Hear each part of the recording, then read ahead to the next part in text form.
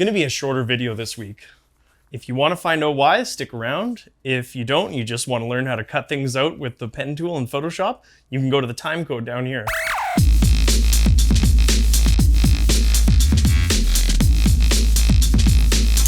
Climbing a mountain this weekend, my girlfriend and I. This mountain right here. That is, providing we don't get snowed out. We just got a huge dump of snow here in Edmonton, Alberta this week. I have the most impeccable timing for long road trips in the wintertime because these roads are gonna be slippery. Really kind of not looking forward to this drive already, but it's gonna be fun no matter what. I'm gonna take a lot of pictures. You guys can see those on my Instagram. I've never really been a big fan of winter hiking. My girlfriend more has been.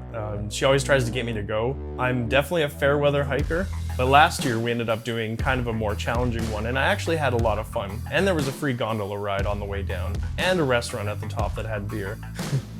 Always a good motivator. This hike, however, you can go all the way to the very peak of it, and it has some of the most gorgeous views in Banff. I'm really stoked to bring this camera up there, take some photos, but I'm really worried that the trails are gonna be shit. So I got some Christmas presents in December from the girlfriend, and I'm gonna show you them right now.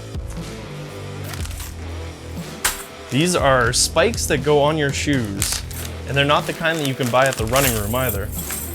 These things are intense, man. Look at this. I don't know if you can see how crazy the spikes are on that.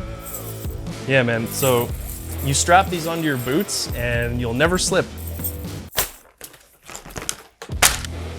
I made fun of her the very first time that she used these on a hike, mainly because it was summertime and this is more of a winter hike thing. That hike, I immediately saw their value. Going up, it's not so useful. I mean, like, they're fine to like have something to sort of pry against, but like going down, when you're hiking down a hill for like 2 hours, it gets a little tiring, and it kind of helps a lot to have some long pole that's like comfortable to grip and won't fall, to like sort of slow yourself down and keep your upper body posture correct. So she bought me a pair because I ended up borrowing one of hers that hike, and we each hiked down the mountain with one, and I have to say it was super helpful, so I'm really glad to have my own.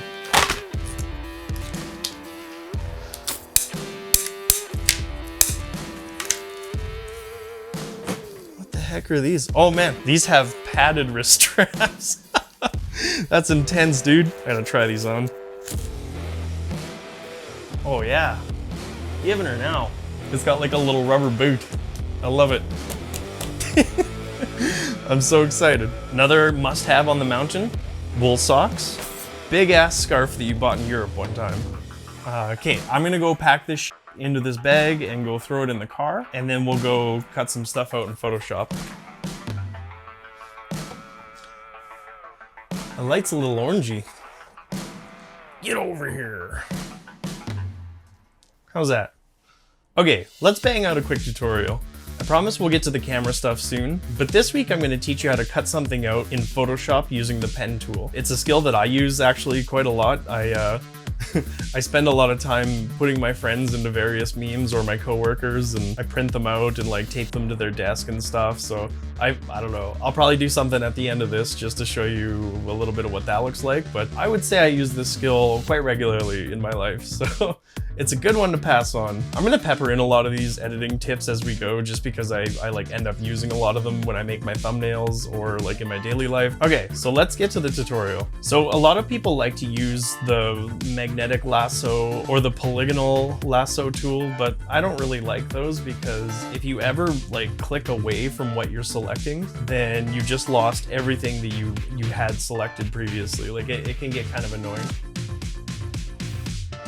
Yeah, so zoom in on your image as close as you can get it without it looking horrible, but so that you can discern the edges. And then what I do is just click as many times as I feel necessary to get the curves of the image that I need.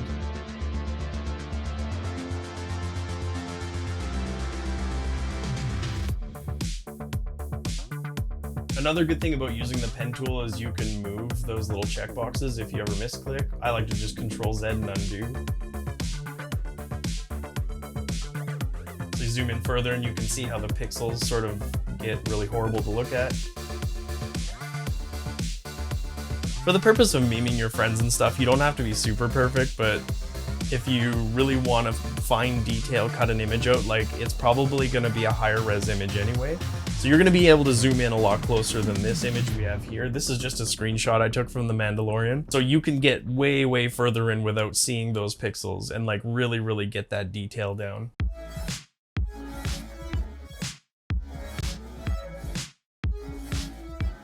To finish your path, just left click on the first box that you started with, and it'll finish your select. It won't finish your selection, it'll finish your path. And you can do other things with this that we might cover in a different video, but for this video, I'm just gonna show you how to make that path a selection, and it'll be more fine-tuned than any other tool that you can use. So all you're gonna do is, with the pen tool still selected, you can right-click anywhere in your image, and you're gonna select Make Selection. You can play around with this. Feather radius just means it'll take where your path is, and however many pixels you set, it'll select that much outside of it. So there you have it. Now we have a fully selected image, and we can do whatever we want with it, basically. So here I'm gonna copy it. We're gonna make a whole bunch of layers of this, paste it in. And here we can just move it around and do whatever we want. Let's put a bunch of them in.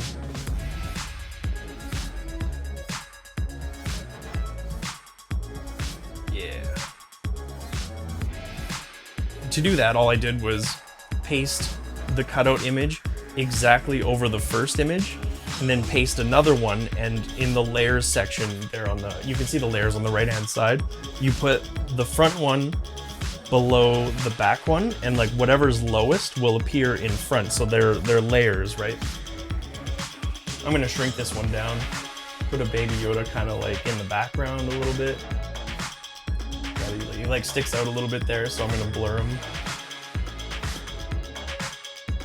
There we go, blur tool. Make sure you have that layer selected. I'm literally just clicking a bunch of times so he kind of matches the background. Oh yeah, that's good. So that's basically all there is to it. Now that we have that information, I'll show you kind of how to use that power to meme your friends. So let's pick an image of myself here looking pretty epic. Actually, it was raining a lot this hike, and if you see off in the distance there's like that one little patch of blue sky. This photo was me being sad that the blue sky wasn't where we were. So basically all you're gonna do is, if you still have the image copied from your other Photoshop tab, you can literally just hit Control V or like Edit Paste right here, and it'll throw it into this image. And then you can drag it around and put it wherever you want. There's lots you can do with this. You can make it bigger, you can make it smaller. Okay, I'm just gonna throw them down there because that's fun. Actually, I'm gonna throw them behind my leg. How are we gonna do that? Okay, so we gotta use the pen tool and do a cutout again.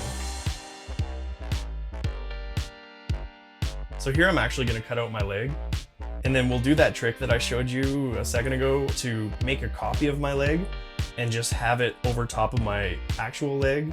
And then we're gonna put the Baby Yoda image between them so it looks like he's behind me.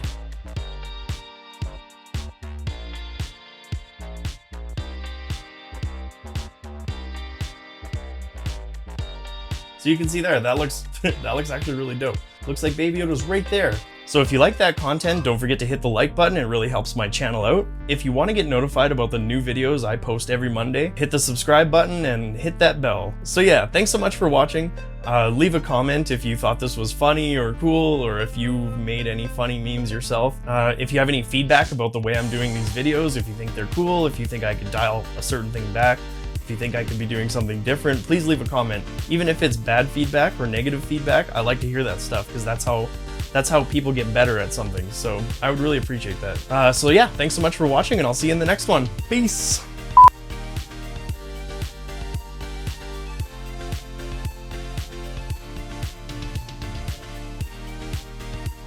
This is really dog shit lighting, isn't it?